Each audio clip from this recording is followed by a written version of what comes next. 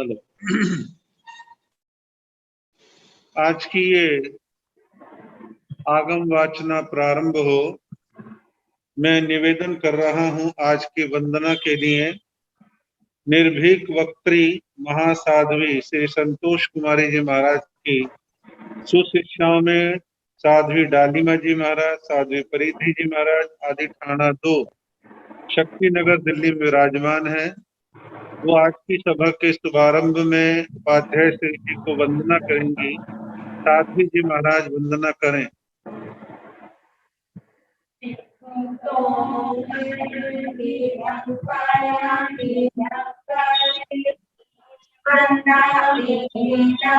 स्वामी सत्कारे सम्माने कल्याणं मंगलं देव्यं श्रेयं भजवामि मते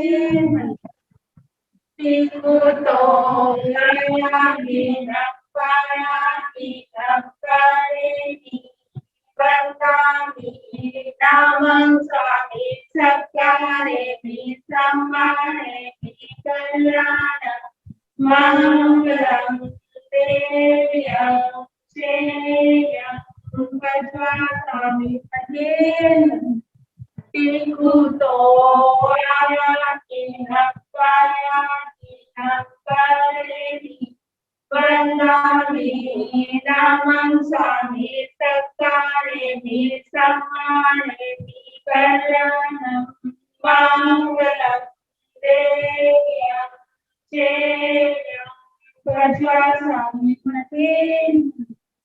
कुछ सारा बोले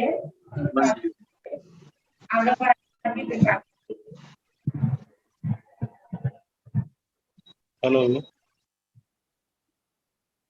आगम की वाचना निर्विघ्न रूप से चले इसके लिए एक सुंदर व्यवस्था बनाई गई है, जिसमें आइम्बिल और उपवास दोनों चलेंगे। ज्यादातर आइम्बिल हैं, तो मैं आज के आइम्बिल और उपवास के नाम बोल रहा हूं, आप सभी ध्यान को सुन लेंगे। महासाध्वी करुणा जी महाराज, महासाध्वी मनीषा जी महाराज और महासाध्वी उपप्रवर्तनी रमेश कुमारी जी महाराज। उन्हीं की शिष्याओं में महासाध्वी संतोष जी महाराज और महासतीश शर्मा जी महाराज, जो कि रमेश कुमारी जी महाराज की शिष्याएं हैं। और इसी प्रकार महासाध्वी मानसी जी महाराज, जो कि स्वर्ण राज श्रुति परिवार की सदस्या हैं। आज के आइम्बिल उपवास इन सबके हैं और कल के नाम इस प्रकार रहेंगे। महासाध्वी सृजना जी महाराज, महासाध्वी समता जी महाराज, महासाध्वी सुयशा जी महाराज, महासाध्वी ऋषिका जी महाराज, जो कि सुशिष्या है महासाध्वी कृष्णा जी महाराज की, और महासाध्वी हर्षिता जी महाराज। इन सब के कल आइम्बिल उपवास रहेंगे। सब अपने अपने टोले में अपने अपने तरीके से प्रत्याख्यान करते रहें और आपकी आगम वाचना इसी प्रकार निर्बाध गति के साथ चलती रहे। अब मैं उपाध्याय श्री जी से निवेदन विनती प्रार्थना कर रहा हूं कि आप श्री जी सभी को आगम वाचना प्रदान करने की कृपा करें।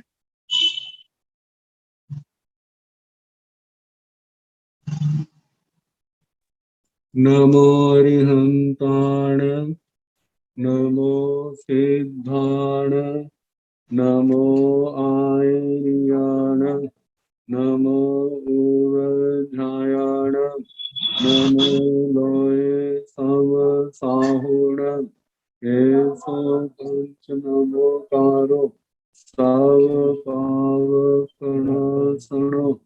मंगलानंत संदेशि परमंगलय मंगलम।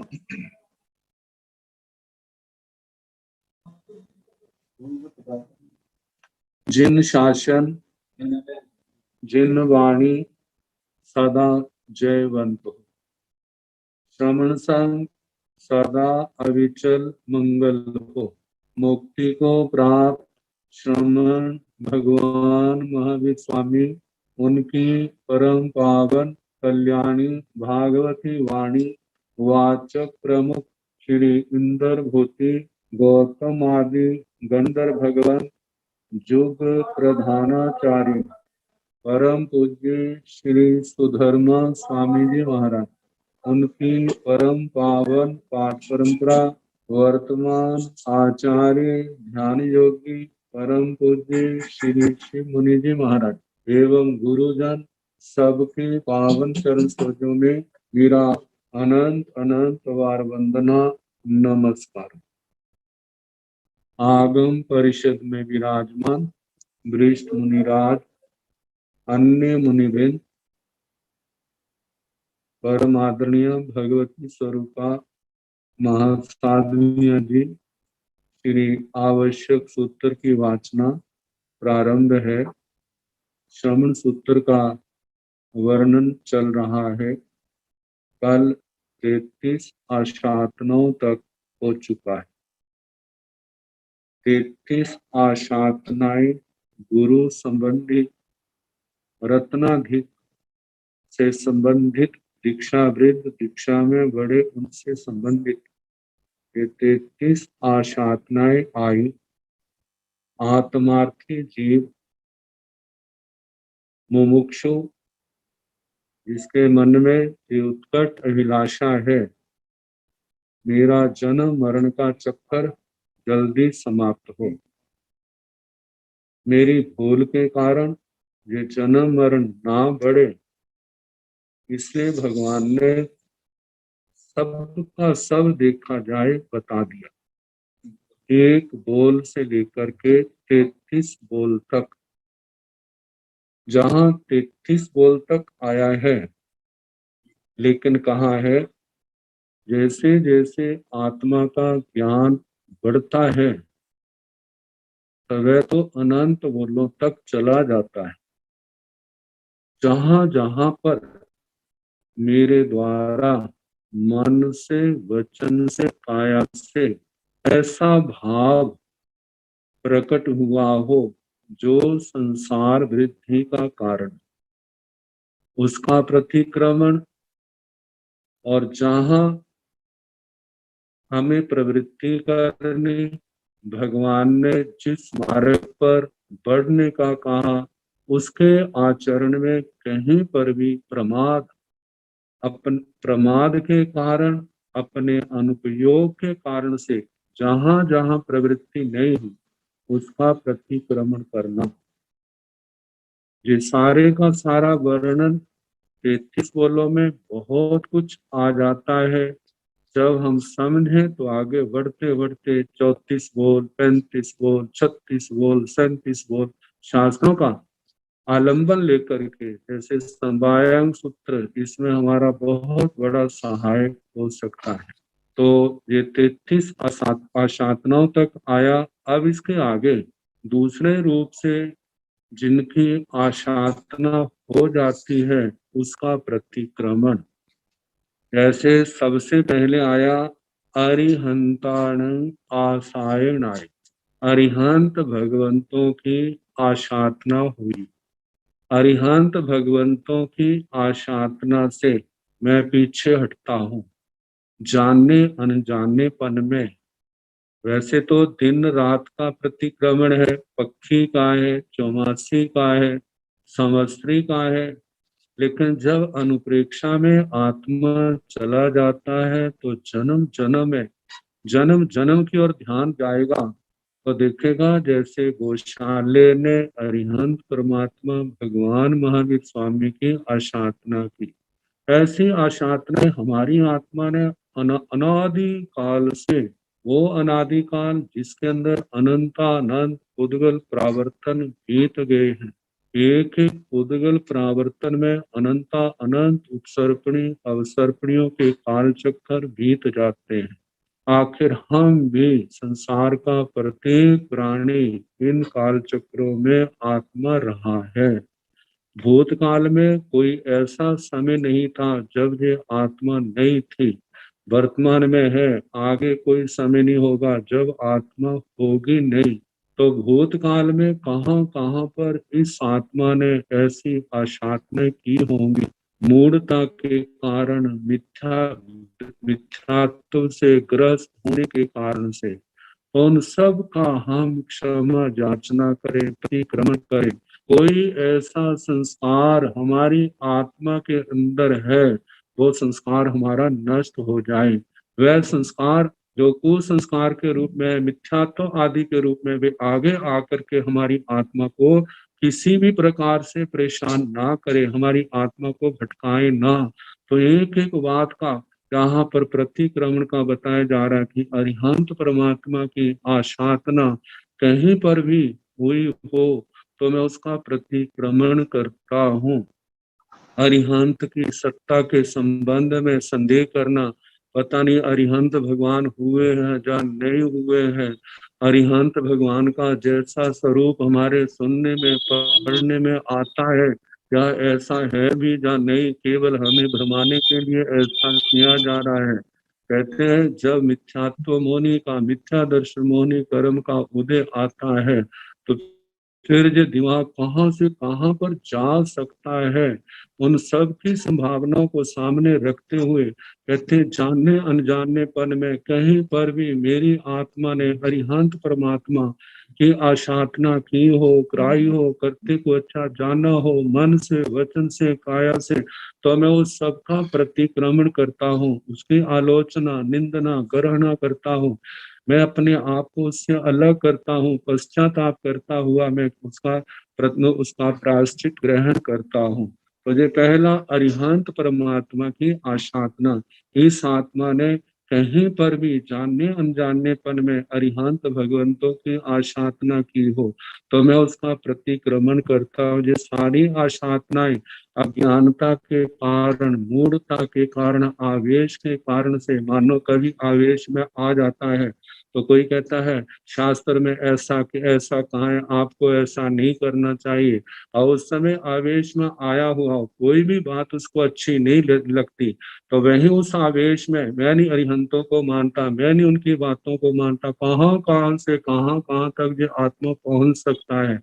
तो कहा है कि हम शांति के क्षण में विचार करें, यदि अरिहंत भगवंतों का उपदेश हमारे पास ना होता तो हम नरकों को कैसे जानते, देवगति को कैसे जानते, मनुष्य भव के संबंध में क्या बोध होता, त्रियंच गति के संसार में क्या बोध होता।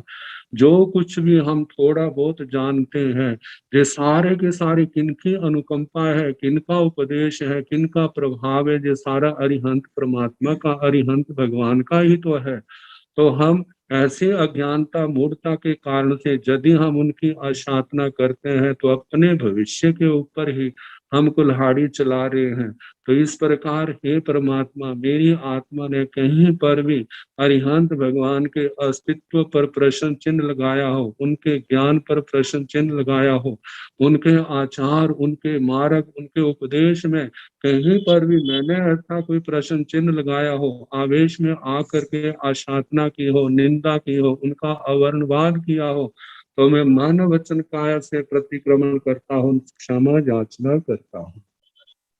देखा जाए अरिहंत भगवान तो अनंत करुणा के सागर हैं, वहां पर कोई प्रतिशोध की भावना नहीं है, वो किसी की निंदा से प्रभावित नहीं होते, किसी की स्तुति से प्रभावित नहीं होते, लेकिन इन दुर्भावनाओं के द्वारा, आशातना के भावों के द्वारा जो हमने कर्म बंधे हैं, वो कर्म कैसे टूटेंगे? वो कर्म तो तभी टूटेंगे जब हमारे मन में अपनी भूल के प्रति एहसास होगा, पश्चाताप होगा, प्रायश्चित करेंगे, तब वो हमारी मैल उतरेगी। यदि हम ऐसा नहीं करेंगे तो आने वाले समय में, जैसे अब कहीं पर हमारी आत्मा अशातना के कारण से पिछली है, आने वाले टाइम में वो और भयानक होगा, कहाँ से कहाँ बढ़ सकती है, ऐसा ना हो इसलिए कहा जाता है कि प्रतिक्रमण। पहले तो अशातना के संबंध में अरिहंत किसी की भी आशातना नहीं करनी, मानव हुई है तो उसका शुद्धिकरण करे। कैसे? इस प्रतिक्रमण के द्वारा, अपनी सद्भावना के द्वारा, पश्चाताप के द्वारा, ताकि जो भी कालिमा हमारी आत्मा के अंदर है वो सारी की सारी क्या हो जाए? नष्ट हो जाए। तो इस प्रकार अरिहंत भगवान की आशातना हुई। अब दूसरा है सिद्धाण आसारण, सिद्ध भगवंतों की आशातना। मेरी आत्मा ने की हो या हुई हो तो उसका भी मैं क्या करता हूँ? प्रतिक्रमण करता हूँ। सिद्ध भगवान इस संसार के अंदर कोई कुछ मानता है, कोई कुछ सिद्ध मोक्ष के संबंध में किसी की कुछ मान्यता है, किसी की कुछ मान्यता है। कभी कुतर्क बुद्धि से प्रभावित हो करके जो जिन शासन में आगमों में सिद्धों का स्वरूप बतलाया है उसके संबंध में कोई भी ऐसा प्रश्न चिन्ह खड़ा किया हो, कोई भी मेरी शास्त्रों से विपरीत श्रद्धा आई हो, जो हमारी शास्त्रों के अनुसार श्रद्धा होनी चाहिए, सिद्ध भगवंतों के संबंधी उस श्रद्धा में कहीं पर कोई भी कमी आई हो तो मैं क्या करता हूँ, उस सब का प्रतिक्रमण करता हूँ, मैं उसकी क्षमा याचना मांगता हूँ। सिद्ध भगवान कितनी बार ऐसे प्रश्न खड़े कर देते हैं, कहते हैं सिद्ध वहां पर है, क्या वो बोर नहीं होते, वहां पर बैठे बैठे क्या करते हैं, उस अवस्था का क्या फायदा है, वहां पर कोई काम तो करना नहीं है। लेकिन जिन्हें एहसास संसार के अंदर अनादिकाल से काम करने हैं, क्या बना इस आत्मा का, इस संसार के अंदर कितने 18 के 18 पाप कितनी बार एक एक जीव के साथ आचरण किया है, क्या बना, दुर्गतियों के अलावा इस आत्मा का क्या बना। वे अरिहंत परमात्मा का इतना उपकार, जिन्होंने तीर्थ की स्थापना की, द्वादशांगी वाणी का उपदेश दिया, गणधर्व भगवंतों ने सारे ग्रहण करके वो गुरु शिष्य परंपरा से संघ के माध्यम से आज तक हमारे तक चला आया है। जिन जिन की संसार की स्थिति परिपक्व होती है, संसार के तरने का टाइम आता है, ऐसे हम कह सकते हैं। तो कहा जब कभी सौभाग्य से ऐसा उपदेश मिलता है, आत्मा के दिमाग में बैठता है, विचार करता है और उसको एक मार्ग मिलता है, ये कलेश जिनकी कोई आदि नहीं है, इनको कैसे दूर किया जा सकता है, दूर करने का रास्ता यही तो है, सम्य ज्ञान दर्शन चारित्र तप की आराधना। कहते हैं तो जहां पर जैसे जो आराधना बढ़ती जाएगी, आराधना करते जाएंगे, संबर निर्जरा की संबर होगा, निर्जरा होगी, कर्मों के बंधन टूटेंगे, आत्मा सिद्ध गति को प्राप्त होगी। जो ऐसी अवस्था है जो पूर्ण कर्म रोगों से पूर्ण रूप से सदा के लिए मुक्ति है, जहाँ पर अनंत शांति है, कोई क्लेश नहीं है। तो कहा शास्त्रों में जो बातें आई है उनके संबंध में प्रश्न खड़े करने, शंकाएं करने, जानने के लिए शंका करना वो बुरी बात नहीं है, लेकिन दुविधा में फंसना, ये कैसे हो सकता है, ये कैसे हो सकता है। तो कहा सिद्ध भगवंतों की कहीं पर भी मेरी आत्मा ने अशातना की हो तो मैं उस सब का प्रतिक्रमण करता हूँ, आलोचना निंदना ग्रहण करता हूँ, अपने आप को अलग करता हूँ, पश्चाताप करता हुआ मैं प्रायश्चित करता हूँ। इस प्रकार सिद्ध भगवंतों की अशातना का प्रतिक्रमण। आगे आर्याण आसायणाय आचार्य भगवंतों की आशातना। आचार्य भगवंतों की आशातना कितनी बार पक्षपात में आकर के संप्रदायों के द्वेष, संप्रदायों के अंदर बांटने के कारण से जब कभी संघ में विघटन हो जाता है तो कैसे एक दूसरे की आलोचना निंदना आशातना की जाती है। हम इतिहास में देखते हैं कि जिस समय आपस में विचार भेद हो गया, संघ विघटन हो गया, कैसे अपने पक्ष का कोई कैसा भी संत हो उसके ऊपर कैसे लोग सिर माथे पर उठाते हैं, जो दूसरे पक्ष का कितना भी साधु सती बड़ा हो, आचार्य आदि हो, उनके प्रति कितने अवज्ञा के भाव रहते हैं, कैसे अशातना के भाव आ जाते हैं। हे परमात्मा, ऐसी भावना हमारे अंदर ना आए। जे आचार्य भगवंतों की कहीं पर भी मेरी आत्मा ने अशातना की हो तो मैं उस सब का प्रतिक्रमण करता हूँ, आलोचना निंदना ग्रहण करता हुआ अपने आप को उससे अलग करता हूँ, पश्चाताप करते हुए मैं प्रायश्चित ग्रहण करता हूँ, ताकि ये जो अशातना के माध्यम से मेरी आत्मा मलिन हुई है, ये मैल उतर जाए, जो मेरे ऊपर विराधकता का पिछड़ पड़ा है, ये सदा के लिए क्या हो जाए, उतर जाए। तो ये अपना प्रतिक्रमण निंदना ग्रहण आदि के द्वारा संभव है, इसलिए भगवान ने ये सारे प्रतिक्रमण के माध्यम से ये सब बता रहे हैं। कहीं पर भी हमारी आत्मा के अंदर कोई भी ऐसा आत्मा ने ऐसा अशातना का पाप किया हो तो उसका हम प्रतिक्रमण करें, अपना शुद्धिकरण करें। जैसे आचार्य भगवंतों की अशातना है, ऐसे उपध्यायन आसायनाय उपाध्याय भगवंतों की आशातना, जिनके चरणों में बैठ करके आगम वाणी पढ़ी जाती है, सीखी जाती है। जिस समय किसी भी कारण से जब मतभेद आ जाते हैं, पक्षपात की बात आ जाती है, आवेश आ जाता है, घृणा आ जाती है, तो मन के अंदर कैसे वो अशांतना के भाव आते हैं।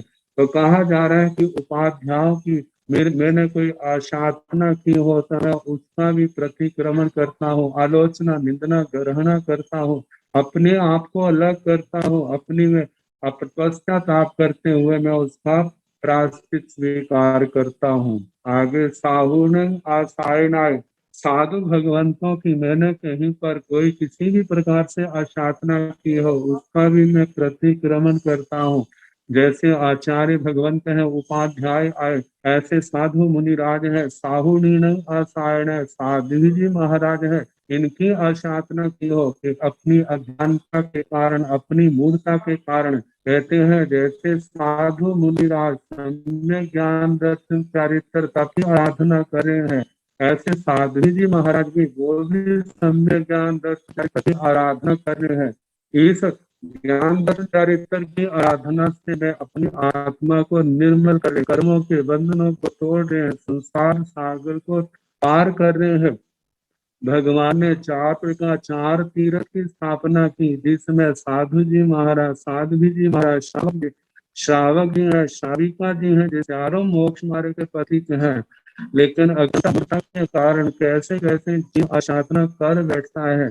कहते हैं जो अशांतना जो है इस आत्मा को संसार में डुबोने वाली है, जन्म मरण को बुलाने वाली है, दुर्लभ बुद्धि होने का कारण है। तो ऐसा विचार करके इन अभावों से अपने आप को पीछे हटाए, अलग करे, और कहा कि ऐसे किसी भी साधु मुनिराज है उनकी अशांतना हुई हो, साध्वी जी की अशांतना हुई हो, तो इनकी अशांतना का मैं प्रतिक्रमण करता हूँ, निंदा करता हूँ, गर्हा करता हूँ, अपनी आत्मा को अलग करता हूँ, पश्चाताप करते हुए प्रायश्चित स्वीकार करता हूँ।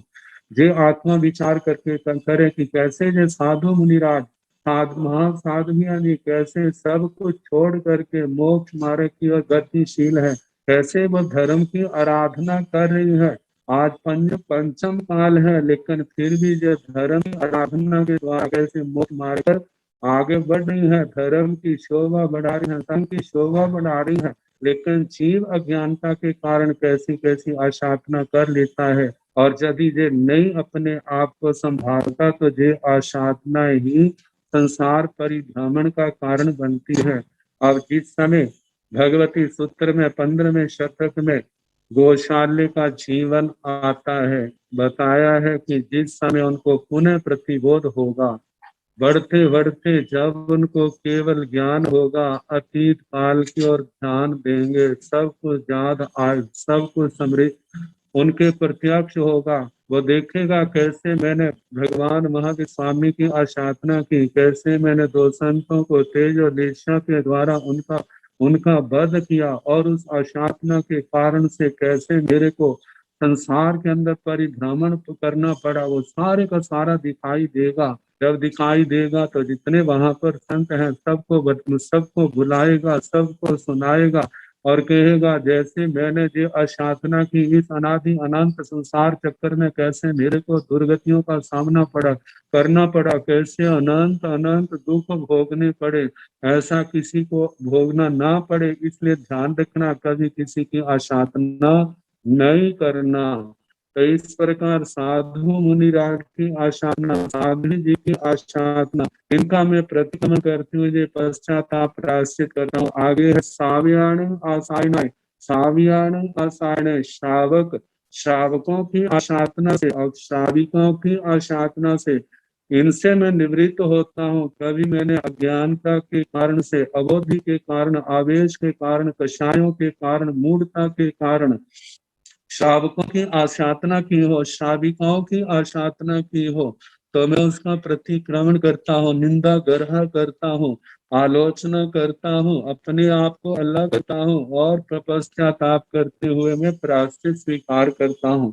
कहते जैसे साधु मुनिराज साधुया जी मोक्ष मार्ग के पथिक हैं, ऐसे श्रावक श्राविकाएं भी जे भी तीर्थ के अंग है, मोक्ष मार्ग के पथिक हैं, जे भी अनुव्रत गुण व्रत शिक्षा व्रतों की आराधना करते हुए धर्म की आराधना कर रहे हैं, संवर निर्जरा कर रहे हैं, जे भी मोक्ष मार्ग के आराधक है, शास्त्रों में पढ़ते हैं, सुनते हैं, इस श्रावक वृत्ति के द्वारा जो श्रावक श्राविकाएं कैसे अपने संसार को सीमित करते हैं, कितने श्रावक श्राविकाएं ऐसे हैं इसी जन्म में साधु जीवन लेकर के केवल ज्ञान केवल दर्शन पा करके सिद्ध गति को प्राप्त हो जाते हैं। जो नहीं है कितने साधु जीवन लेकर के देवलोकों में अपने संसार को सीमित करते हैं, पुनः मनुष्य भाव पा करके इस संसार को तर जाते हैं। कोई श्रावक जीवन में रह करके प्रतिमाओं की आराधना करके संसार को सीमित करते हैं, जहां से देवलोकों में गए हैं वहां से फिर मनुष्य जन्म लेकर के संसार को पार कर जाते हैं। कहते हैं ऐसे श्रावक श्राविकाएं जो तीर्थ के अंग है, कभी मूढ़ता के कारण आवेश के कारण किसी भी कारण से मैंने इन श्रावक श्राविकाओं की कहीं पर आशातना की हो तो मैं उसका प्रतिक्रमण करता हूँ, मैं अपनी आलोचना करता हूँ, गरहा करता हूँ, अपने आप को इस आशातना के भाव से अलग करता हूँ, पश्चाताप करते हुए प्रायश्चित के द्वारा आत्मा का शुद्धिकरण करता हूँ। इस प्रकार श्रावक श्राविकाओं की आशातना का प्रतिक्रमण आया। आगे देवान आसायनाय देवीनं आसायनाय, देवताओं की आशातना हुई हो, देवियों की आशातना हुई हो, इसका भी मैं प्रतिक्रमण करता हूँ, आलोचना निंदना करता हूँ, ग्रहण करता हूँ। अपने आप को इस आशातना के भाव से मैं अपने आप को अलग करता हूँ, पश्चाताप करते हुए मैं इसका प्रायश्चित करता हूँ। कहा जैसे देव देवियां जहाँ पर तीनों दृष्टियां हैं, मिथ्या दृष्टि भी है, सम्यक दृष्टि भी है, मिश्र दृष्टि भी है। देव देवियों में कितने जीव ऐसे हैं जो एक एक जन्म लेकर के मनुष्य जन्म पा करके पुनः प्रतिबोध को पा करके संयम तप की आराधना करके कर्मों को क्षय करके सिद्ध गति को प्राप्त करने वाले हैं। कुछ देवी देवता ऐसे हैं जो आने वाले समय में कुछ जन्मों को लेकर के अपने कर्म क्षय करके सिद्ध गति को जाएंगे। कितने देवी देवता ऐसे भी हैं, बड़े सौम्य प्रकृति के हैं, शांत प्रकृति के हैं, इनमें उग्र प्रकृति के भी हैं। जैसे मनुष्यों में नाना प्रकार के मनुष्य हैं, भाई हैं, बहनें हैं, ऐसे देवों के संसार में भी है। लेकिन ऐसा वर्णन आता है बुराई को तो बुरा कहा जाता है, व्यक्ति को नहीं। लेकिन किसी व्यक्ति के साथ जब हम उसकी निंदा करते हैं, अवज्ञा अवहेलना करते हैं तो उनके मन में कैसे खटास आ जाती है, कैसे बैर बंध जाता है। ऐसे बैर बंध ना बने, हमारे कड़वे संबंध ना हो, हमारे संबंधों में मधुरता हो, तो किसी भी जीव के प्रति आशातना का भाव नहीं रखना। कहते एक सामान्य व्यक्ति की भी आशातना अपमान करो तो वो भी बैर की गांठ बांध लेता है, तो एक समर्थ व्यक्ति कहाँ से सहन करेगा, और वो हमारी असमाधि का कारण हो सकता है। ये तो व्यवहारिक दृष्टि से है, लेकिन समर्थ व्यक्ति के प्रति हमारे मन में आशातना के भाव आए हैं तो वहां पर कर्मों का बंध भी तो हुआ है, हमारी आत्मा भी तो मैली हुई है। कहाँ पर यदि विवेक नहीं है तो कैसे देवताओं के संबंध में, देवियों के संबंध में निकृष्ट भाषा का प्रयोग कर लेते हैं। अब वो निकृष्ट भाषा का प्रयोग किया है तो वो कर्म का बंध का कारण तो बनेगी ही। जैसे भगवान के संबंध में जिस समय भगवान से पूछा, भगवान देवताओं के संबंध में जो प्रश्न है गौतम स्वामी जी का, भगवान क्या देवता संयत है, तो भगवान ने कहा जे अयथार्थ वचन है, जे सत्य वचन नहीं है। तो भगवान क्या हम देवताओं को असंयत कहते हैं, जो कड़वा वचन है, तीखा रुखा वचन है, जो कहने योग नहीं है। फिर उसके बाद कहा क्या हम देवताओं को संयता असंयत कह सकते हैं, कहते जे भी यथार्थ वचन नहीं है। तो फिर हम देवताओं के लिए किस भाषा का प्रयोग करें, तो भगवान ने कहा नो संजया, हम उनको ये कहें कि ये संयत नहीं है, साधु नहीं है। जैसे जहां पर भी किसी को सिद्ध हम असाधु कहें, पापी कहें, अधर्मी कहें, तो उसको कितना कलेशकारी ये शब्द लगेंगे। तो ऐसे इन शब्दों से संबोधन से कैसे उसके मन में कड़वाहट आएगी। यदि हम ये कहते हैं भाई ये साधु नहीं है, तो इसमें वो भी समझता है हाँ भाई मैं साधु कहाँ पर हूँ, मैं तो 18 पापों का सेवन करने वाला हूँ। इससे जो है उसके मन में किसी प्रकार की कड़वाहट नहीं आती। और हमारी भाषा में विवेक होने के कारण से हम भाषा के कारण से बंधने वाले कर्मों के बंध से अपने आप को बचा लेंगे। तो कहा ऐसे किसी भी देवता की, किसी भी देवी की आराधना की हो, देवता नहीं होते, देवियां नहीं होते, इनका जीवन कैसा है? भोगमय जीवन है। इनका जीवन 18 पापों का सेवन करते हैं। कहते जैसे हैं वो तो वैसे ही है, लेकिन हम उनकी अवज्ञा, निंदा, अवहेलना करके हम अपने पाप कर्म क्यों बांधे? हम किसी जब कहीं वर्णन करना है तो सामान्य रूप से वर्णन करें कि देवताओं में ऐसा होता है, ऐसा होता है, लेकिन जब आक्षेप पूर्वक अवज्ञापूर्ण शब्द भाषा का प्रयोग करते हैं तो वही भाषा जो है हमारे कलेश का कारण बन जाएगी और समाधि का कारण बन जाएगी। तो कहा जा रहा है देवताओं की मैंने आराधना की हो, देवियों की आराधना की हो, उस आराधना का मैं प्रतिक्रमण करता हूँ, आलोचना, निंदना, ग्रहणा करता हूँ। इन आराधनाओं से मैं अपने आप को अलग करता हूँ। प्रायश्चित कर पश्चाताप करते हुए आत्मा की शुद्धि के लिए मैं प्रायश्चित स्वीकार करता हूँ। आगे कहा इह लोगस आसायनाय, पर लोगस आसायनाय, इस लोक की आराधना करना, पर लोक की आराधना करना। इस लोक की आराधना कैसे? जैसे शास्त्रों में कहा है जेह लोक, इसको हम मनुष्य लोक भी कह सकते हैं, इसको हम तिरछा लोक, मध्य लोक भी कह सकते हैं। परलोक, जिसको हम अधोलोक भी, मनुष्य लोक से अतिरिक्त सारे लोक को हम परलोक कह सकते हैं। अधोलोक, तिरछे लोक को छोड़ करके अधोलोक और ऊर्ध्वलोक को भी हम परलोक कह सकते हैं। एक दृष्टि से इह लोक मनुष्यों का लोक, और इह लोक से मनुष्यों को छोड़ करके बाकी 3 गतियों का संसार है, वो क्या है? परलोक है।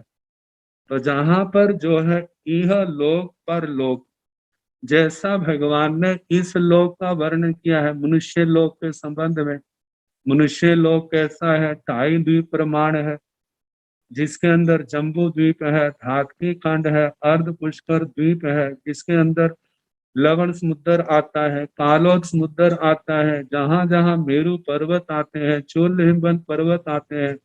ये चूल हिमबंद पर्वत जम्बू द्वीप में तो एक है, धातकी खंड के अंदर पूर्व पश्चिम में एक एक करके 2 है, और अर्ध पुष्कर द्वीप में भी ऐसे है, जैसे चूल हिमवंत पर्वत आता है, महाहिमवंत पर्वत आता है, निषद पर्वत आता है, शिखरी पर्वत आता है, रुक्मी पर्वत आता है, नीलवंत पर्वत आते हैं, मेरु पर्वत आते हैं, 5 भरत हैं, 5 ऐरावत हैं, 5 महाविदय है, फिर 5 देव कुरु हैं, 5 उत्तर कुरु हैं, ऐसे हरिवास हैं, रम्यकवास हैं, हेम बाई हैं, हिरण्य बाई हैं। ये सारा 56 अंतर द्वीप आते हैं। जो मनुष्य लोक का भगवान ने जैसा स्वरूप बतलाया है, ऐसा जैसा बताया है वैसा नहीं मानना, ऐसा नहीं है, ऐसा नहीं है। अन्य लोगों की मान्यताओं से प्रभावित होकर के वैसी श्रद्धा रखना, जैसा भगवान ने कहा वैसी श्रद्धा नहीं रखना। और इसके साथ यदि मध्य लोक, इस लोक का अर्थ हम मध्य लोक लेते हैं तो मध्य लोक में कितने असंख्यात द्वीप समुद्र हैं, कहाँ कहाँ कितना कुछ है। अब इसके संबंध में अरे कहाँ तो इतना कुछ है, दिखाई तो हमारे को कुछ देता नहीं है, साइंस कहाँ तक पहुंच गई है उसकी जानकारी में नहीं आया। ऐसे भावों से प्रभावित होकर के हमारी भावनाएं कैसे बिगड़ जाती हैं। और बिगड़ने के कारण से जहां पर जैसा लोक का, इस लोक का स्वरूप है, परलोक का स्वरूप है, वैसा हम नहीं मानते, तो जो इस लोक की आशातना है, परलोक की आशातना है। और मनुष्यों के संबंध में यह लोक है, जैसे 15 कर्म भूमियों के मनुष्य हैं, 30 अकर्म भूमियों के मनुष्य हैं, 56 अंतर द्वीपों के मनुष्य हैं, गर्भज है, समूर्छम है, और इनमें पर्यापत अपर्यापत, गर्भज में है, समूर्छम, सारे के सारे क्या है? अपर्यापत हैं। इनके संबंध में कहा हमारा मनुष्य लोग इतना बड़ा है, शास्त्रों में तो इतना कुछ कहा है, दिखाई तो देता नहीं, पता नहीं है या नहीं। ऐसी शंका करना, संदेह करना, भगवान की वाणी के प्रति संदेह नहीं करना। तो कहा जैसे मनुष्य लोक का शास्त्रों में बताया है, ऐसे ही मनुष्य लोक से अलग नरकों का लोक, 7 नरके हैं, कितने उनके नरकावास हैं, पाथड़े हैं, नारकियों का स्वरूप है, त्रियंश गति में 1 इंद्रिय, 2 इंद्रिय, 3 इंद्रिय, 4 इंद्रिय, 5 इंद्रिय, कितना विस्तार से त्रियंचों का संसार है।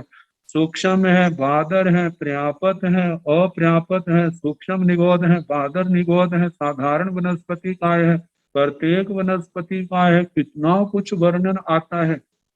तो कहा जे इस लोक का पर अब मनुष्यों का लोक है, फिर आगे देवताओं का लोक, भवनपति, बाण व्यंतर, ज्योतिषी, विमानी, कितना भवनपतियों का कितना विस्तार से वर्णन आता है शास्त्रों में। ऐसे बाण व्यंतरों का, ज्योतिषियों का, विमानिकों का, 26वें देवलोक कैसे सिद्ध शिला, कहाँ पर सिद्ध भगवान। तो जहां पर इस लोक पर लोक को लेकर के शास्त्रों के अंदर जैसे भाव है वैसे ना मान करके अन्यथा भाव से स्वीकार करना, मानना, वो इस लोक पर लोक की आशातना के अंदर आएगा। तो कहा इस लोक की परलोक की कोई भी मैंने ऐसी आशाना की हो तो उसका मैं क्या करता हूँ, आलोचना करता हूँ, निंदा करता हूँ, करता हूँ, प्रतिक्रमण अपने आप को अलग करता हूँ, प्रतिक्रमण करता हूँ, पश्चाताप करते हुए प्राश्चित करता हूँ। और जैसे भगवान ने भाव करे हैं उन्हीं भावों में, अब उन्हीं भावों में जो मेरी श्रद्धा है अपनी श्रद्धा को दिखाता हूँ। इस प्रकार इस लोक पर लोक की आशाना आगे केवली पुनत्तस धम्मस आसायन, केवली पर्याप्त धर्म की आशातना यदि मेरी आत्मा ने की हो, इसमें मेरे को कोई भी अतिचार आदि दोष लगा हो, मेरी श्रद्धा में फर्क आया हो, तो मैं उसकी भी आलोचना करता हूँ, प्रतिक्रमण करता हूँ, आलोचना, निंदना, ग्रहणा करता हूँ, अपने आप को अलग करता हूँ, पश्चाताप करते हुए प्रायश्चित स्वीकार करता हूँ। केवली भगवंतों ने जैसा धर्म कहा, उन्होंने जैसा जैसा कहा, जैसे 3 प्रकार का धर्म कहा था, श्रुत धर्म, चारित धर्म और अस्थिपाय धर्म। श्रुत धर्म जीव अजीव आदि शास्त्रों का स्वाध्याय से जिसकी आराधना होती है, शास्त्रों के अंदर भगवान से जो जो भगवान से पूछा उन्होंने उत्तर दिया, जा स्वयं बिना पूछे भगवान ने तत्वों का वर्णन किया, उनके संबंध में हमारे को बोध होता है। तो स्वाध्याय से शुद्ध धर्म की आराधना होती है, पाप कर्मों का त्याग करके चारित्र धर्म की आराधना होती है, संयम पालन करना। तो कहा शुद्ध धर्म, चारित्र धर्म, इसी को आगे ज्ञान दर्शन चारित्रता के रूप में भी कहा जाता है। ज्ञान है, ज्ञान है, दर्शन श्रद्धा है, चारित्रता है, इसके द्वारा हमारी संबंध और विद्या की आराधना होती है। शुद्ध धर्म के द्वारा क्या स्वरूप है इसके संबंध में बताया जाता है। और भगवान ने बताया है कि कैसे असंयम का आचरण करने से संसार की होती है, जन्म वर्ण बढ़ते हैं, कर्मों के बंधन बढ़ते हैं, कलेश बढ़ते हैं, अशांति बढ़ती है। और इन 18 पापों का इनका त्याग करने से संसार परिभ्रमण कम होता है, जन्म मरण कम होते हैं, कर्मों के बंधन कम होते हैं, और आत्मा दिन प्रतिदिन इस धर्म की आराधना करके एक दिन समस्त कर्मों के बंधनों से मुक्त होकर के सिद्ध गति को प्राप्त हो जाती है। तो कहा है कि ऐसे केवली प्रज्ञात धर्म जिसकी आराधना करके अनंत अनंत जीव संसार को पार करके वर्तमान में कितने पार कर रहे हैं और आने वाले समय में अनंत अनंत जीव करेंगे, संसार को पार करेंगे, समस्त क्लेशों से मुक्त होंगे, कर्मों के बंधनों से मुक्त होंगे। तो ऐसे मूढ़ता के कारण, मिथ्यात्व के कारण से केवली भगवंतों के द्वारा, अरिहंत भगवंतों के द्वारा जो प्रज्ञप्त कथित धर्म है उसकी आशातना की हो, मन से, वचन से, किसी भी प्रकार से मेरी आत्मा ने, तो मैं उसका प्रतिक्रमण करता हूँ, उसकी निंदा करता हूँ, जो मैंने निंदा करता हूँ, ग्रह करता हूँ, अपने आप को अलग करता हूँ, पश्चाताप करते हुए मैं उसका शुद्धि के लिए प्रायश्चित स्वीकार करता हूँ। इस प्रकार कहा केवली प्रज्ञात धर्म की आशातना से प्रतिक्रमण करता हूँ। आगे कहा सदे मनुआ सूरस लोगस असारण, सदेव देवता, मनुष्य, असुर, इनकी प्रधानता को लेकर के देखा, सदेव मनुआ सूरस लोगस असारण, देवता, मनुष्य, असुरों से सहित जो लोक है इसकी मैंने आशातना की हो तो उसकी आलोचना, प्रतिक्रमण करता हूँ, आलोचना, निंदना, ग्रहणा करता हूँ, अपने आप को इस आशातना भाव से अलग करता हूँ, पश्चाताप करते हुए प्रायश्चित स्वीकार करता हूँ।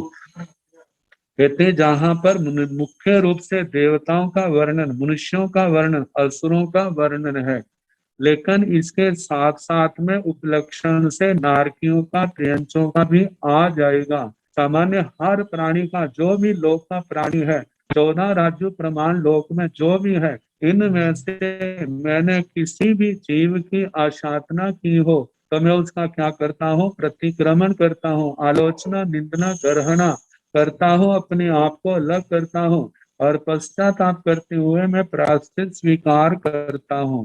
अब जो मुख्य रूप से जहाँ बताया है कि देवता, मनुष्य, असुरों सहित लोक का, अब से आगे इस संसार को दूसरे प्रकार से जीवों के, जिसमें समस्त जीव आगे हैं, सब प्राण भूय जीव सत्ताणं असायनाय। कहते हैं जितने भी संसार के अंदर प्राण है, भूत है, जीव है, सत्व है, सारे प्राणियों की, इनमें से किसी की भी मैंने अशातना की हो तो मैं उसका प्रतिक्रमण करता हूँ। जानते जितना भी संसार के प्राणी है, छोटे से छोटे लेकर के बड़े से बड़े, कोई अपना अपमान करे जो उनको सहन, वो उनको स्वीकार नहीं है। जब जब ऐसे जीव अपनी अज्ञानता के कारण, मूर्खता के कारण ऐसे अवज्ञा, अवहेलना, अशातना के भावों को लाता है, कहते हैं उनकी जानकारी में हो या ना हो, लेकिन करने वाले की आत्मा तो मलिन होती है। इस मलिनता को दूर करने के लिए भगवान कह रहे हैं कि जितने भी प्राण, भूत, जीव, सत्व है, सारे के सारे, इनमें किसी की भी आशातना की हो या हुई हो मन वचन काया से, तो उसका प्रतिक्रमण करे। तो साधक मुमुक्षु आत्मा कह रहा है कि इनकी किसी की भी मैंने अशातना की हो किसी भी प्रकार से, तो सबका मैं प्रतिक्रमण करता हूँ, निंदा गर्हा करता हूँ, आलोचना करता हूँ, अपने आप को अलग करता हूँ, पश्चाताप करते हुए मैं प्रायश्चित स्वीकार करता हूँ। जहां पर ये चारों शब्द हैं, प्राण, भूत, जीव, सत्व, शाब्दिक दृष्टि से ये सारे अर्थ जीव पर घट जाते हैं, लेकिन चारों शब्दों की एक रूढ़ संज्ञा करती। जैसे प्राण, प्राण जो है विकलेंद्रिय जीवों के लिए संज्ञा रूढ़ करती, दो इंद्रिय, त्रिंद्रिय, चतुरिंद्रिय की। आगे भूत, भूय, भूत शब्द जो है ये वनस्पति काय के जीवों के लिए रूढ़ किया, और जो जीव शब्द है ये पंच इंद्रिय जीवों के लिए आ गया। पंच इंद्रियों में नारकी भी आ गए, पंच इंद्रिय त्रेंच भी आ गए, मनुष्य भी आ गए, देवी देवता भी आ गए। और जहाँ सत्व शब्द है इसके द्वारा पृथ्वी काय, आप काय, तेजस काय, वायु काय, इन जीवों का वर्णन आया। देखा जाए तो जहाँ सारे संसारी जीव आ गए हैं और आगे सिद्ध भगवान है, देखा जाए तो आत्मा की दृष्टि से उनके अंदर द्रव्य प्राण तो नहीं है, लेकिन भाव प्राण, ज्ञान, दर्शन तो उनके अंदर है, वो प्राण। आगे भूत शब्द, इस शब्द के और देह पहले थे, अब है, आगे रहेंगे। कभी वो संसार दशा में थे, अब जो है सिद्ध अवस्था में है, उनका अस्तित्व है। जीव है, भगवान ने कहा जीव दो प्रकार के हैं, जैसे सिद्ध और संसारी। तो इस भेद से सिद्ध भगवान भी आगे आगे सत्व है। सत्व का मतलब सत्य, सत्य का अस्तित्व, जिनका अस्तित्व है। देखा जाए तो सिद्ध भगवंतों का भी क्या है, वो अस्तित्व वाले हैं, नास्तित्व वाले नहीं। तो मतलब किसी भी जीव की, एक तो संसार की अपेक्षा से और समस्त जीवों की अपेक्षा से, मेरी आत्मा ने किसी की भी आशातना, अवज्ञा, अवहेलना की हो तो मैं उसका प्रतिक्रमण करता हूँ, अपनी आलोचना, निंदना, गर्हना करता हूँ। इस आशातना के भाव से मैं अपने आप को अलग करता हूँ, पश्चाताप करते हुए मैं प्रायश्चित स्वीकार करता हूँ। जहां तक आगे आया है कालस आसायन, काल की आशातना करना, काल की आशातना, काल कोई चीज नहीं है, ऐसे भाव रखना। जिन शासन में काल का वर्णन किया है दूसरे मतांतरों ने भी काल का वर्णन किया है, लेकिन जो जिन शासन में कहा है वैसा नहीं मानना।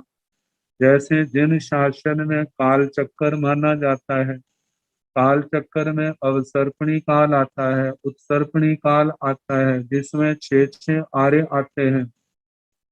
अवसर्पणी काल के 6 आरे हैं, जैसे सुखम सुखम है, सुखम है, सुखम दुखम है, दुखम सुखम है, दुखम है, दुखम दुखम है। ये अवसर्पणी काल के। उत्सर्पणी काल के जैसे दुखम दुखम पहला है, दुखम दूसरा है, दुखम सुखम तीसरा है, सुखम दुखम चौथा है, सुखम पांचवा है, सुखम सुखम ये छठा है। जैसा इनके अंदर भगवान ने काल चक्कर का वर्णन किया है वैसा नहीं मानना। एक नो अवसर्पणी नो उत्सर्पणी है, जैसे 5 महाविद्य क्षेत्रों के अंदर जे नो अवसर्पणी नो उत्सर्पणी है, वहां पर चौथे आर्य के शुरू जैसा रहता है।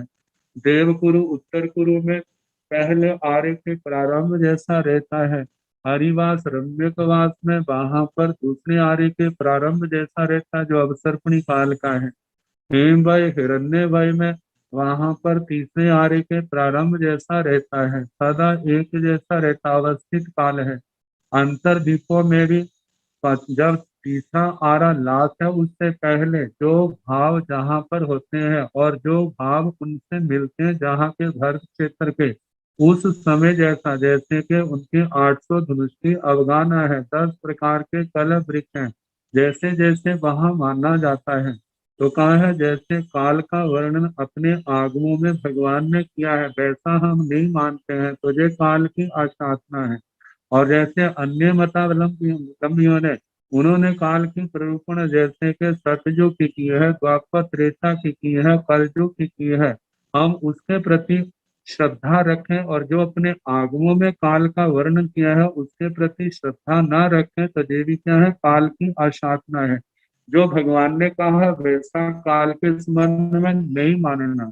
और दूसरी बात समय है, प्रवाह है। जैसे भगवान ने कहा कि काल काले कालम समाये, जिस समय जिस क्रिया का जो समय है उसको हम उस समय करें। यदि हम उस समय करते हैं, समय समय पर करते हैं, तो काल की आशातना नहीं है। यदि हम समय का ध्यान रखें तो ये काल की भी क्या है, आशातना है। तो कहा है ऐसे मेरी आत्मा ने काल की आशातना की हो, तो उसका भी मैं प्रतिक्रमण करता हूँ। जो सारे भाव कहने आलोचना, प्रतिक्रमण, निंदना, ग्रहणा और अपने आप को इस दुर्भाव से, अशातना के भाव से अलग रखना, ये सारी की सारी चीजें जो है आत्मा के अंदर अप्रमत्तता पैदा हो, प्रमाद नष्ट हो, प्रमाद दूर हो। हम काल के एक एक क्षण को धर्म ज्ञान के द्वारा, संयम तप के द्वारा सफल बनाए। तो ऐसे भाव जे काल का प्रतिक्रमण आगे सुयस आषाढ़ है, श्रुत की आशातना की हो। श्रुत की आशातना जैसे श्रुत आगम वाणी, इसकी अवज्ञा व हेलना करना, इसके प्रति संदेह करना। अरे शास्त्र तो है लेकिन क्या पता ये भगवान के कहे हुए हैं। कितने लोग कह देते हैं शास्त्र तो भगवान के निर्वाण के 1000 साल बाद लिखेंगे, ये वही वाणी है, ये कैसे कहा जा सकता है। पता नहीं सच है या झूठ है, ये अपनी आत्मा की अज्ञानता है। ये जो 1000 साल के बाद लिखे गए हैं, ये एक व्यक्ति का काम नहीं है। जिस समय सम्मेलन होते हैं, वल्लभी में आचार्य श्री देवऋद्धि गणी के निष्ठा में जो सम्मेलन हुआ था, उस समय 1-2 आचार्य नहीं थे। कहा जाता है 500 आचार्य थे, 5000 के लगभग मुनि थे, इतना विशाल संघ। और उसने सब ने मिल करके जहां जहां एकमत हुए वो पाठ वहां पर निश्चित किए, उनको लिपिबद्ध किया। जहां मत मतांतर थे, गच्छ भेद के कारण किसी उनको भी ठुकराया नहीं है, उनको भी पाठांतर के नाम से वहां पर संकलित किया है। तो कहा कि जो उन्होंने लिखा है, जो गुरु परंपरा से अखंड प्रवाह से चला आया था, वो ही लिखा गया है। अपने मन घड़ंत से कोई ऐसी बात नहीं लिखी है, एक मत होकर के लिखा है। इसलिए जो लिखा है वो ही लिखा है, जो गुरु परंपरा से भगवान का उपदेश, भगवान की पावन वाणी, निर्ग्रंथ प्रवचन जो शिष्यों ने गुरुओं ने शिष्यों को दिया, वो ही गुरु शिष्य परंपरा से चलाया, वो ही लिखा गया। इसलिए इसके प्रति आशंका करना, शंका संदेह करना, देखा जाए तो उन महापुरुषों के मेहनत के ऊपर प्रश्न चिन्ह लगाना है। तो ऐसी अशातना करने से श्रुत का तो कुछ नहीं बिगड़ेगा, लेकिन अशातना करने वाला, शंका करने वाला अपनी आत्मा को मैला जरूर बना लेगा। तो जहां पर कहा जा रहा है श्रुत, ये जो द्वादशांगी वाणी रूप है, वर्तमान में अंग प्रविष्ट अंग वाह्य के रूप में है। अपनी परस्थानक वासी परंपरा में 32 आगमों को प्रमाणिकता दी जाती है। मंदिरवासी श्वेतांबर मंदिरवासी परंपरा 45 आगमों को प्रमुख उनको प्रमाणिकता के रूप में देखती है। दिगंबर परंपरा के अलग है। 13 पंथ संप्रदाय के अंदर भी 32 शास्त्रों को प्रमुखता दी जाती है। लेकिन इस श्रुत के अंदर हम एक ऐसी चीज देखते हैं, जैसे हमारे शरीर में खून है, सबका खून लाल है, ऐसे ही हम इन शास्त्रों को, हम चाहे अलग अलग परंपराओं में बटे हैं, उनके अंदर कई ऐसी चीजें आ जाती हैं जिनका कोई मत भेद नहीं है। जैसे जीव आदि 9 तत्व है, 6 द्रव्य है, 5 महाव्रत है, 6ठे रात्रि भोजन का त्याग है, 5 समिति, 3 गुप्ती है, 10 यति धर्म है, 22 परिचय है, 3 प्रकार के उपसर्ग है। ये सारे का सारा वर्णन जो है, इनमें कोई मत भेद नहीं है। तो कहा ये सारी चीजें हमारे को मिलती कहाँ से? आपके शुद्ध ज्ञान से। जो आगम वाणी कभी श्रवण परंपरा की प्रधानता थी, गुरु शिष्यों को सुना देते, शिष्य अपने शिष्यों को सुना देते। जब देखा स्मृति कमजोर पड़ रही है, तो आचार्यों ने बहुमत से लिपिबद्ध करने का जो विचार किया और लिपिबद्ध किया गया, और लिपिबद्ध होने के कारण से आज हमारे सामने जो ज्ञान राशि विद्यमान है ग्रंथों के अंदर। तो कहा इस श्रुत ज्ञान की आशातना करना अपनी मूढ़ता के कारण, अज्ञानता के कारण से तो कर रहा है। कि देखो हमारे आचार्यों ने कितना उपकार किया है, कितने परिचय सह करके, उपसर्ग सह करके इन आगमों को सुरक्षित रखा और आज हमारे तक पहुंचाया है। हमारा भी कर्तव्य है, जैसे गुरुओं ने हमारे तक पहुंचाया है, ऐसे हम भी इसको आगे चलाएं, स्वयं इससे प्रकाश ले, स्वयं आचरण के द्वारा अपने जीवन को धन्य बनाए, सफल बनाए, और ये प्रकाश आगे भी चलता रहे, आने वाली जनता इसका लाभ लेती रहे, इसका ऐसा हमें प्रयास करते रहना चाहिए।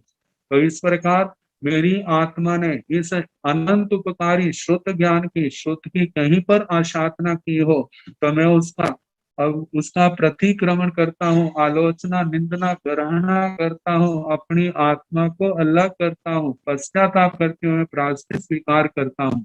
आगे सूर्य देव्याय आशाय, श्रुत देवता की आशातना की।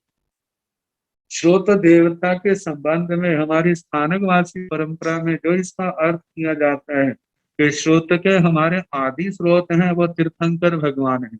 अर्थागम जो है तीर्थंकर भगवान ने अपने केवल ज्ञान के द्वारा, केवल दर्शन के द्वारा जानना, देखा, जो फिर उसको क्या कहे, द्रव्य श्रुत के माध्यम से, वाणी के माध्यम से उसका प्रकाश किया, उसका उपदेश दिया। गंधर्व भगवान ने उन्होंने सूत्रों की रचना की। तो और ये गुरु शिष्य परंपरा से चले आए, इसलिए हमारे यहाँ पर शुद्ध देवता के रूप में शंकर भगवान, गंधर्व भगवान माने जाते हैं। लेकिन हमारी पड़ोसी संप्रदाय, उन्होंने शुद्ध देवता जो कहा है कि शुद्ध वाणी, आगमों के पाठ, आगम जिस देवता के द्वारा अधिष्ठित है, उस शुद्ध उस देव आत्मा को, देवी आत्मा को शुद्ध देवता कहा है। तो कहा है कि इस आत्मा ने किसी भी प्रकार से, यदि हम अपनी परंपरा से देखें, तीर्थंकर भगवान की, गणधर भगवान की, जिनका हमारे संघ के ऊपर, हमारे ऊपर अनंत अनंत उपकार है, उनकी हमने अशातना जानने अनजाने में शुद्ध ज्ञान को लेकर के कोई ऐसी अशातना हुई हो तो उसका प्रतिक्रमण है। और दूसरी संप्रदाय में जो शुद्ध देवता देवी का कहा है कि उस देवी की अशातना हुई हो तो उसकी हम क्या करते हैं, क्षमा याचना करते हैं। तो जहां पर अपनी परंपरा में जो अर्थ है वो बताया, दूसरों में कि जो शुद्ध देवी जो है, जो हमारे इस शुद्ध ज्ञान की रक्षा करती है। जैसे कि कई ऐतिहासिक घटनाएं आती हैं, जैसे आचार्य श्री मल्लवादी जी का वर्णन आता है द्वादश इतिहास के अंदर वर्णन आया है कि जिस समय आचार्य मल्लवादी जी उनको एक दुर्लभ ग्रंथ अपनी माता के माध्यम से प्राप्त हुआ, और जब वो पढ़ने लगा उसने पहली ही गाथा पढ़ी, एकदम कथाकार कहते हैं उनके हाथों से अदृश्य हो गया। दुर्लभ ग्रंथ था, बड़ा दुख हुआ, मेरे कारण से हुआ। और उसके बाद उस ग्रंथ को पाने के लिए उन्होंने घोर तप किया। घोर तप के अंदर कहते हैं देवता ने उसका परीक्षा ली है। पहले प्रश्न पूछा किम मिष्टम, उन्होंने कहा दुग्धम। अब इतना पूछा है। फिर उसके बाद कहते हैं 6 महीने के बाद फिर प्रश्न पूछा केन से, तो उनका ऐसा उपयोग की निर्मलता थी, तो उन्होंने कहा गुड़ेन से, गुड़ के साथ। मतलब 6 महीने पहले की बात कैसे दिमाग में है कि पूछने वाला क्या वही होगा, क्या पूछ रहा है, लेकिन उन्होंने दिया। तो कहा जाता है कि वो सरस्वती माता है, कौन है जिन्होंने ये कहा कि आपको वो ग्रंथ तो नहीं मिलेगा, लेकिन वैसा ग्रंथ निर्माण करने की शक्ति आपके अंदर आ जाएगी। और उन्होंने नए रूप से द्वादशार नए चक्कर ग्रंथ लिखा, जिसके कारण से जिन शासन की प्रभावना की आज मूल केवल एक गाथा है, श्लोक है। बाकी जो ग्रंथ है टीका के रूप में तो उपलब्ध होता है, लेकिन मूल कारिकाएं उपलब्ध नहीं होती। लेकिन प्रस्तुत वर्णन के अनुसार जो मानते हैं श्रुत देवता, तो ऐसे श्रुत की अधिष्ठात्री देवी की आशातना हुई हो तो उसका प्रतिक्रमण किया जाता है कि मैं प्रतिक्रमण करता हूँ, गर्हा करता हूँ, निंदा करता हूँ, अपनी आत्मा को अलग करता हूँ, पश्चाताप करते हुए उसका अपने प्रायश्चित ग्रहण करता हूँ।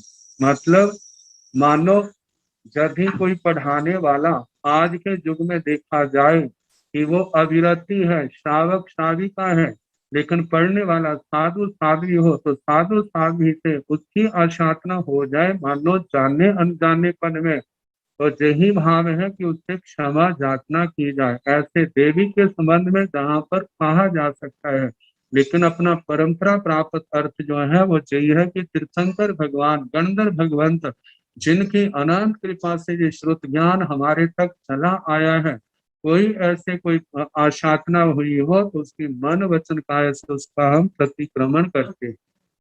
आगे बायना रियस आसायना, वाचनाचार्य की आशातना। वाचनाचार्य आजकल हमारे संघ में वाचनाचार्य की पदवी जो है बड़ी सम्माननीय है। उपाध्याय श्री विशाल मुनि जी महाराज, उससे पहले उपाध्याय श्री मनोहर मुनि जी महाराज वाचनाचार्य के रूप में रहे हैं। लेकिन आचार्य श्री हरिभद्र जी महाराज ने और आचार्य श्री जिनदास गणी महत्व जी ने, उन्होंने जो इसका कहा है कि वाचनाचार्य जो है उपाध्याय के निर्देश के अनुसार जो साधु संतों को शास्त्र पाठ देते हैं, शास्त्र का उपदेश करते हैं, आगम का, उनको वाचनाचार्य के नाम से कहा जाता था। तो वाचनाचार्य भी ज्ञान की प्राप्ति में हमारे परम सहायक हैं। शास्त्र का ज्ञान देते समय, स्वाध्याय करते समय या किसी भी प्रकार वाचनाचार्य की आशातना हमें की हो या हुई हो मन वचन काया से, तो उसका प्रतिक्रमण किया जा रहा है। मैं प्रतिक्रमण करता हूँ, आलोचना निंदा ग्रहण करता हूँ, इस आशातना भाव से अपने आप को अलग करता हूँ और पश्चाताप करते हुए मैं प्रायश्चित स्वीकार करता हूँ। इस प्रकार ये 19 आशाएं हुई। आगे जो है जम जत जो वायुधम बच्चामेल्यम हीनक्रम अचक्रम परिहीनम वीणेहीनम योगहीनम कोषहीनम सुत्तुदिन्नम दुत्तुपरीक्षम अकाले कौसजाओ काले में कौसजाओ असजाइये सजायम सजायने सजायम तस्मिच्छामि दुक्कडम। ये जो 14 है आग में तीन का पाठ जब आपको सुनाया था उस समय इन सब का वर्णन कर दिया था, लेकिन फिर इसका प्रसंगानुसार वर्णन करता हूँ। बाइधम में व्याविधम अक्षरों को आगे पीछे करना, कम ज्यादा कर देना, कम बोलना ज्यादा बोलना, ये बाइधम का दोष है। बच्चा मेलियम समान पाठ एक स्थान इकट्ठे कर देना, जो दूसरा दोष है। हीन अक्षरम, जो शब्द के अंदर अक्षर है उनमें से एक कम कर देना, तो जो हीन अक्षर आ गया बढ़ा देना, वो अत्यक्षर अचक्रम अत्यक्षर आ गया परिणाम, किसी पद को हटा देना।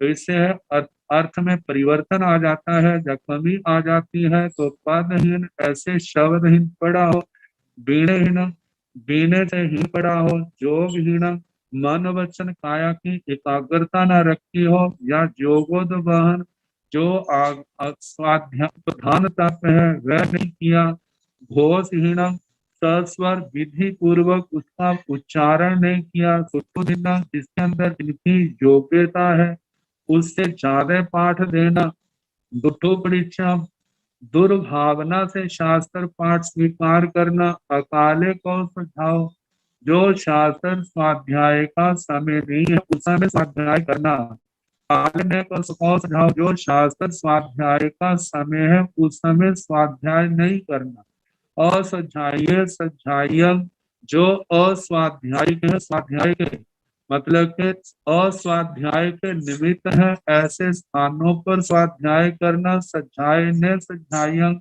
जहाँ पर अस्वाध्याय का कोई ऐसा निमित्त नहीं है वहां पर स्वाध्याय का स्थान है तो वहां पर स्वाध्याय नहीं करना। तस्मिच्छामि दुक्कड़म, इन में से 14 जे ज्ञान श्रुत ज्ञान के जो अतिचार है, इससे पहले जो 29 आशातनाएं आई सारी मिलाकर के 33 आशातना, इनमें 33 बातें आई है, इनमें मेरे को कोई भी अतिचार दोष लगा हो तो उसका मैं मन वचन काय से प्रतिक्रमण करता हूँ, अपने अतिचारों की जो उस आत्मा में विकृति हुई उसकी आलोचना निंदना ग्रहण करता हूँ, इन अतिचारों से अपने आप को अलग करता हूँ और पश्चाताप करते हुए मैं प्रायश्चित स्वीकार करता हूँ। इस प्रकार ये पाठ हुआ। आगे से आगे नमो चौबीसाय राणम उस भाई महावीर पच्चवसानानम ईणमेव निगंतम पावेणम सच्चम अनुत्तरम केवलियं परिपूर्णं नेयावं संशुद्धं सलगतनं सिद्धिमग्गं मुक्तिमग्गं निचाणमग्गं निपाणमग्गं अभितः मभिसन्धि सब दुख परिणमग्गं इत्थं किया जीवा सिद्धन्ति बुझन्ति मुचन्ति परिनिपायन्ति सब दुखान मंतं करन्ति तं धम्मं सदहामि पतियामि रोएमि आसेमि पालेमि अनुपालेमि तं धम्मं सदहन्तो पतियन्तो रोअन्तो आसन्तो पालन्तो अनुपालन्तो तस् धम्मस् केवलीपनत्तस् अभूठयोमि आराहणाय विरौमि विराहणाय असंयमं परियाणामि संयमं उपसंपज्जामि अबंभं परियाणामि बंभं उपसंपज्जामि अकप्पं परियाणामि कप्पं उपसंपज्जामि अन्नानं परियाणामि नानं उपसंपज्जामि अकिरियं परियाणामि किरियं उपसंपज्जामि विक्षतं परियाणामि समत्तं उपसंपज्जामि अवोहिं परियाणामि बोहिं उपसंपज्जामि अमग्गं परियाणामि मग्गं उपसंपज्जामि जं संभ्रामि जं च न संभ्रामि जं पटिक्कमामि जं च न पटिक्कमामि तत्सब्बस देवस्यस अय्यारस परिक्कमामि समणोहं संजय वीराय परिहय पचक्षाय पावकम्मे अनियानो दिक्खि संपन्नो माया मोस विभज्यो अढाइयेषु दीव समुद्रेषु 1500 कम भूमिषु जावंती कई साहु रय हरण गुच्छ कड़ी गह धारा 5 महाभय धारा 18 सहशीलं धारा अक्षयायार चरिता थे सभ्य शीर्षा मनसा मत कीर्ण वंदामि। ये जो आखिर में अक्षयाकार चरिता लिखा है, अक्षयायार चरिता ऐसा पाठ आता है, इसका मैं फिर आपको बता दूंगा और प्रतियों से मिलान करके ये पाठ कैसे कितना ठीक है। अब इसके आगे निर्ग्रंथ प्रवचन का पाठ, निर्ग्रंथ प्रवचन की महिमा, निर्ग्रंथ प्रवचन का गौरव, निर्ग्रंथ प्रवचन से क्या क्या होता है, इस सब का वर्णन। पहले नमो चौबीसाय तीर्थैराणं उस भाई महावीर पज्जव साणाणं, नमो नमस्कार हो। 24 चतुर्विंशति संख्या में जो 24 है, तीर्थैराणं तीर्थंकर भगवान, ये छठी विभक्ति का बहुवचन है। तीर्थैराणं उस्वाई महावीर पज्जव साणाणं। जैसे आपको बताया था कि प्राकृत भाषा में प्राय करके चौथी के स्थान पर छठी विभक्ति का प्रयोग होता है। चौथी का बहुवचन तो मिलता ही नहीं है, लेकिन चौथी का एक वचन फिर भी देखने में आ जाता है।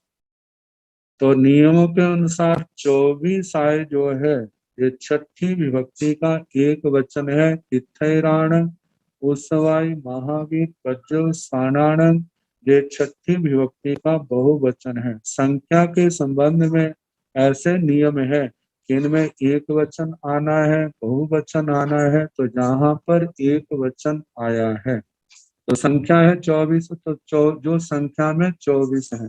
तीर्थैराणं तीर्थकर, वैसे शब्द जो हमारी हिंदी में तो प्रचलित तीर्थंकर भगवान प्रचलित है, लेकिन व्याकरण के नियमों के अनुसार तीर्थकर तीर्थं करोति इति तीर्थकर है, और तीर्थकर की प्राकृत जो छाया है वो तीर्थयर बनती है।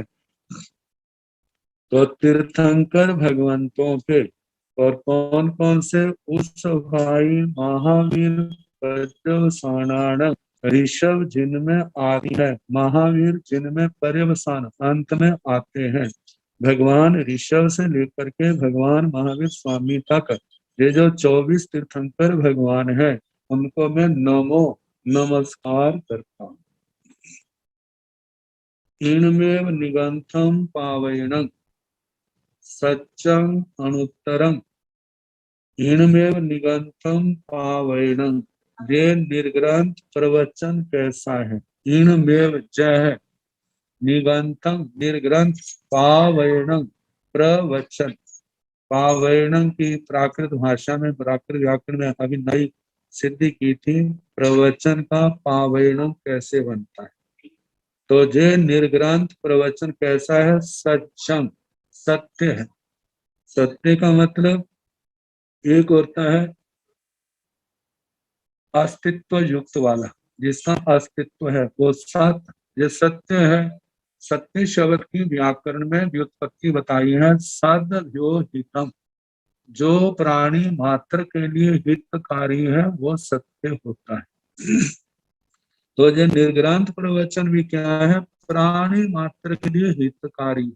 इस निर्ग्रंथ प्रवचन की आराधना करने से किसी जीव का घात नहीं होता।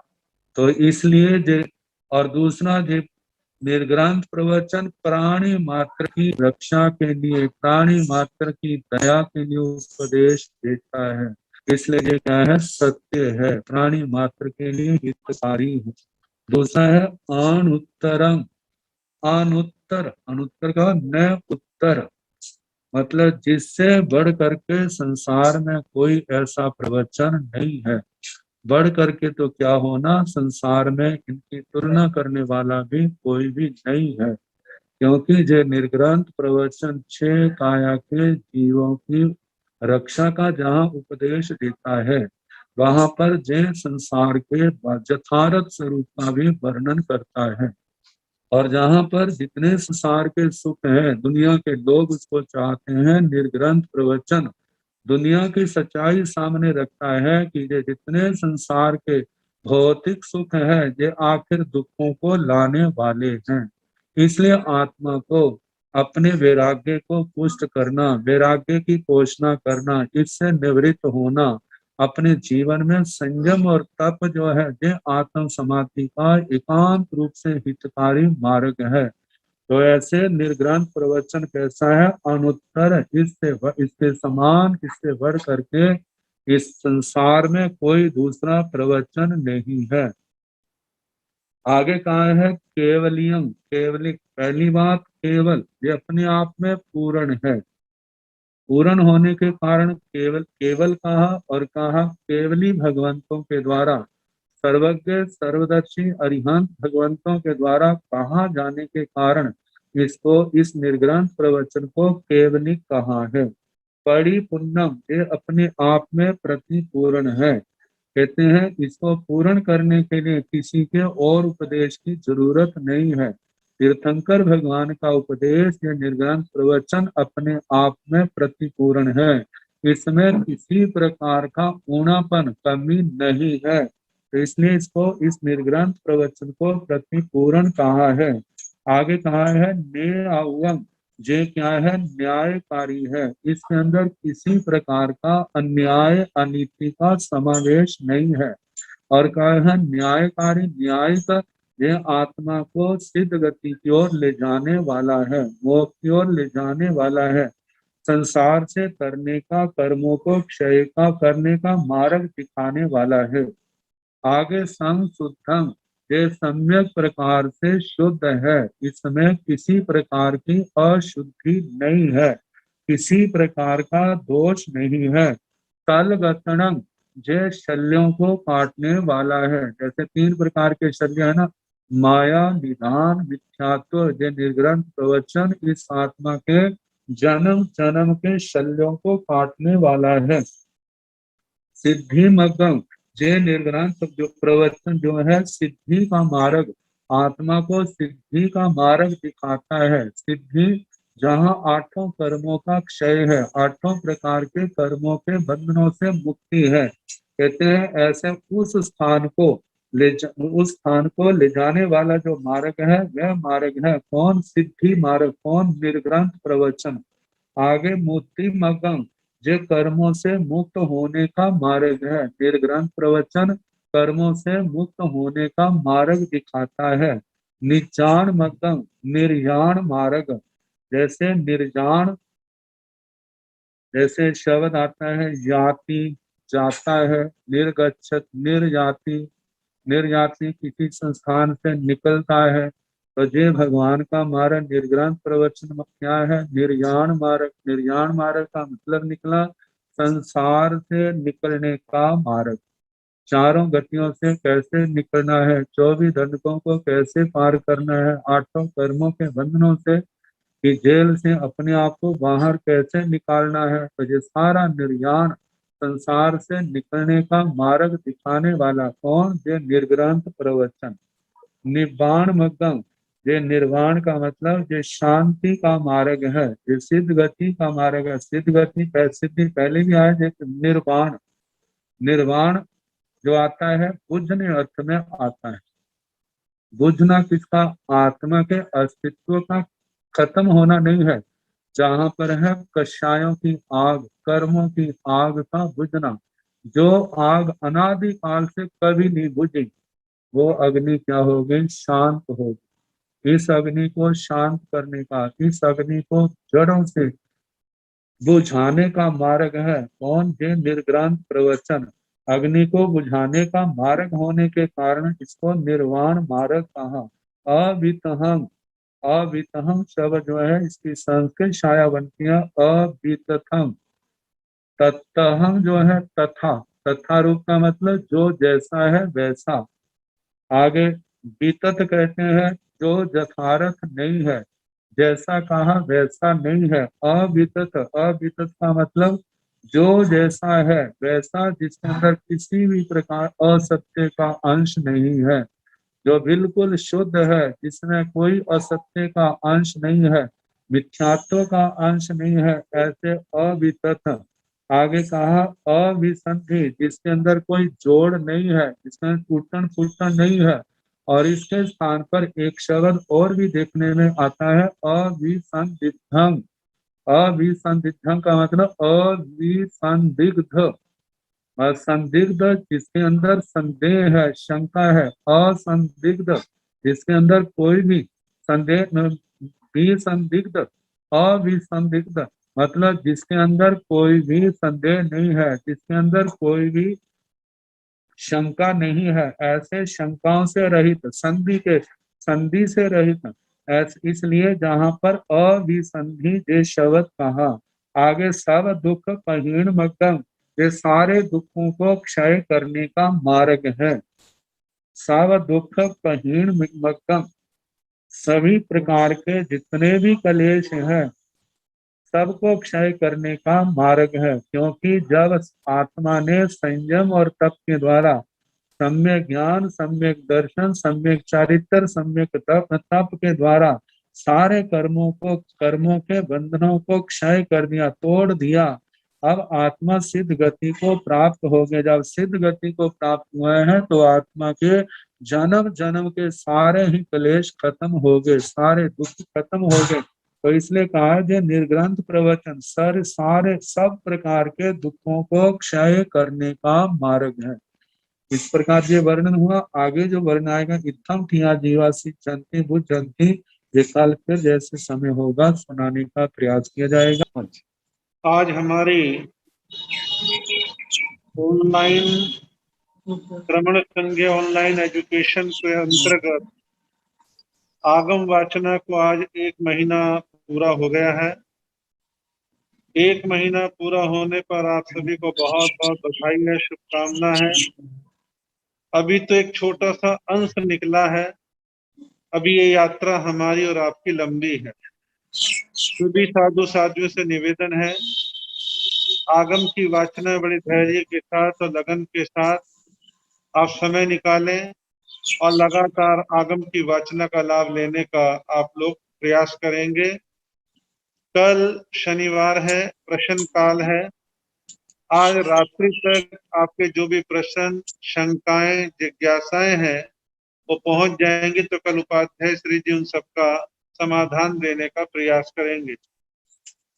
मैं बीच बीच में देखता हूं कि बहुत से साधु साध्वियां नींद से पीड़ित देखे जाते हैं कि निद्रा उन पर हावी रहती है।